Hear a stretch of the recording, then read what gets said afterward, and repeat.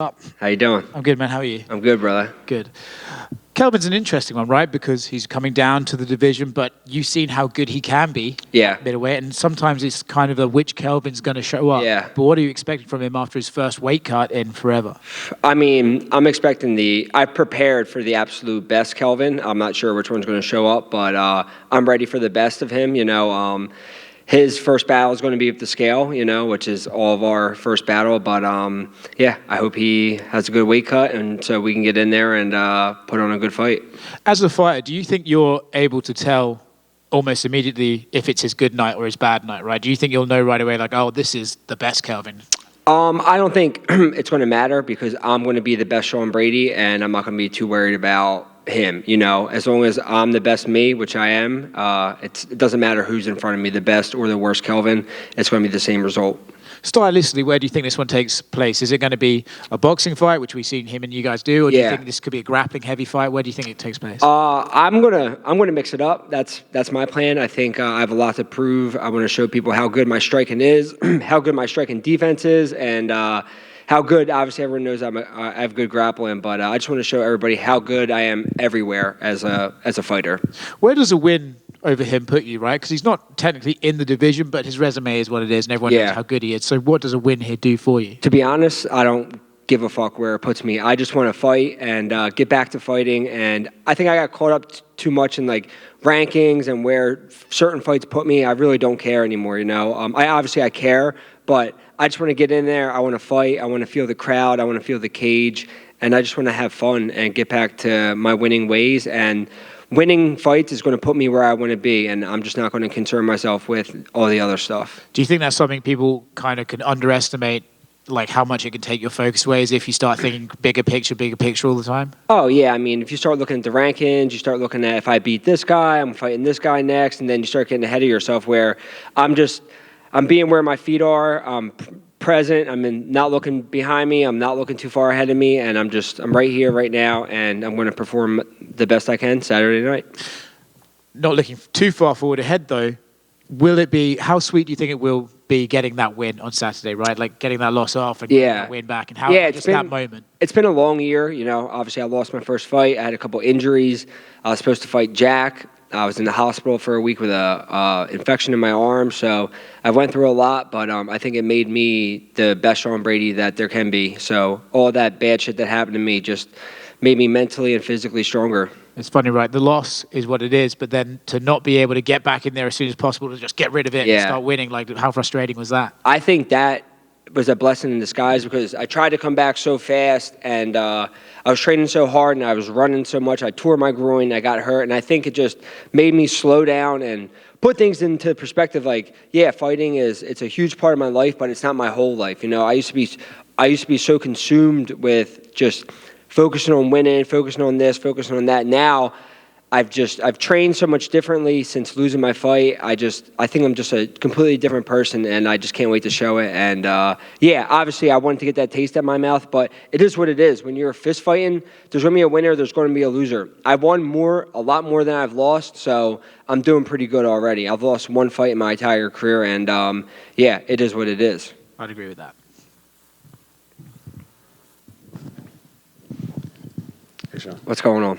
Hey, so can you talk to me about the process of the mentality after you had that first loss? Was it hard on you? Did it take long to get over? Or was it one of those things where it was like, let's just get right back in there immediately and I'm over it? It was definitely hard. I definitely was trying to just get back out there, and I just wanted to get that taste out of my mouth. But like I said, I got hurt during training camp, and it made me slow down and just kind of realize a lot of things I had to work on myself mentally. And I got a mental coach. His name's Brian Kane, and then I started working with another guy, Brandon Epstein. So I'm actually working with two really good guys on the mental game, and we always focused on the physical and not the mental too much. And I think that's something I was lacking for a while. And I've been putting in a lot of mental work, and I just got to really focus on myself, not the physical side. And I feel good.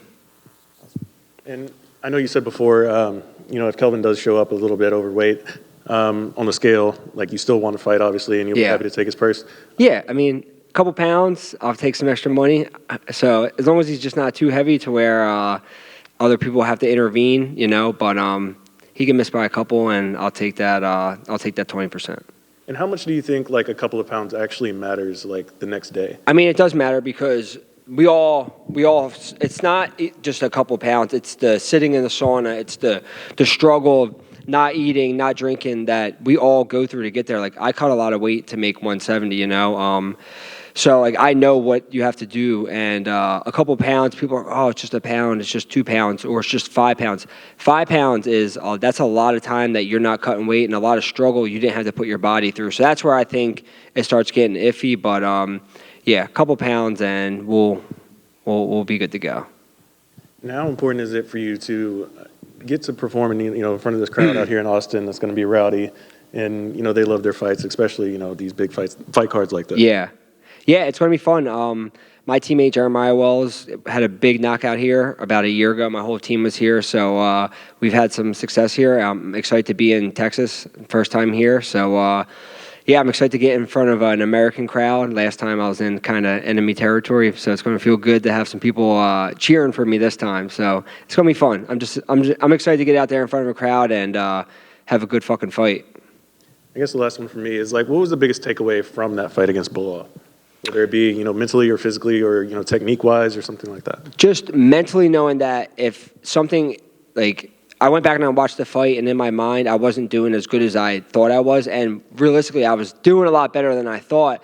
But in my mind, things weren't going exactly how I wanted. And I kind of not quit on myself, but I kind of started having some doubts, and when those doubts got in, and then that's where everything kind of fell apart. And I just have to know, and this is something I've worked on a lot, that it's not fucking always going to go your way. You're going to get punched. Things aren't going to go your way, and when they don't, stop thinking about it and just look forward to what you're going to do next. One punch at a time, one shot at a time, and that's just how I'm going to take it.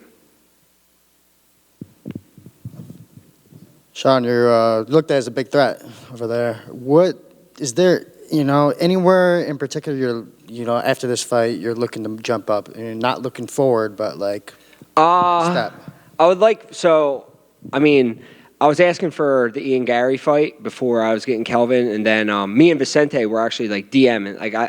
Vicente's a super nice guy, super cool. We were talking back and forth because he didn't have a fight, I didn't have a fight, and we were like literally almost like we were pretty much scheduled, and then they called us and some things changed. But if somehow he gets past Luque, which I don't think he will, that's a fight I would like.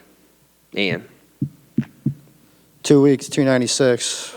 versus Covington. How does that play out? Man, I think a lot of people forget how good Colby is, and obviously Leon's a great fighter too. But I think Colby's going to get it done. I think he's just going to be able to keep his foot on the pedal, kind of like how Kamara was in their first fight, and get it done kind of in the same way. He just got to keep his hands up. Anything specific in training camp you focus on Gastelum? Obviously, he's coming back down to his original weight class. What do you see? I brought in Drew Dober for this camp. So I brought in, obviously, southpaws, shorter, stockier guys. So got a lot of training in with them. And, just doing the right work, and not like something in the past I used to do.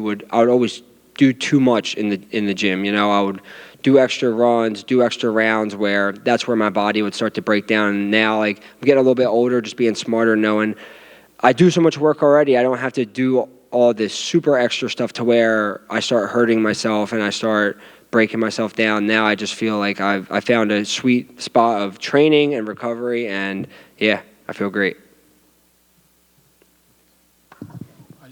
I just got one.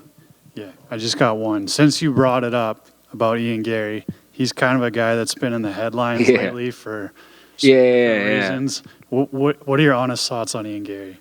Man, he's very talented, but for me, I've been with the same group of guys since I started fighting, so it rubbed me the wrong way when he called out, excuse me, when he did that whole thing with Luque and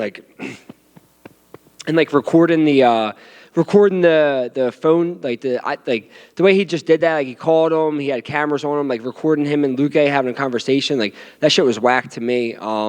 Like these guys, like my teammates are like my brothers, you know. So for me, if you're at a gym, like that's your fucking family. For you to kind of do the shit that he's been doing, and then talking about like training and how like the guys know how good he is and he's beating everybody up in the gym, and now I see like Brendan Allen was kind of calling him out on it, and he's starting to get some backlash, and yeah, I just think that shit's whack. How would you handle that if somebody was in your gym constantly filming, like with a camera? Well, he wouldn't be because like we're not a super gym, we're not this big gym, we're a small gym in Philly. We got good guys out, like we got a lot of good guys, but we're a family, you know. You come in, you start pulling out your phone, like let alone fucking actual like cameras, like that shit's getting shut down. Like we're not like that, you know. We're not going to film everything, so God forbid you leave our team and say you did do something to one of our guys, you're out there posting, and training's training, you know. So you can do whatever you want in training, but you get out there and fight the guy, it's going to be a completely different story. So yeah, I'm just not into that. Thank you guys, I appreciate it.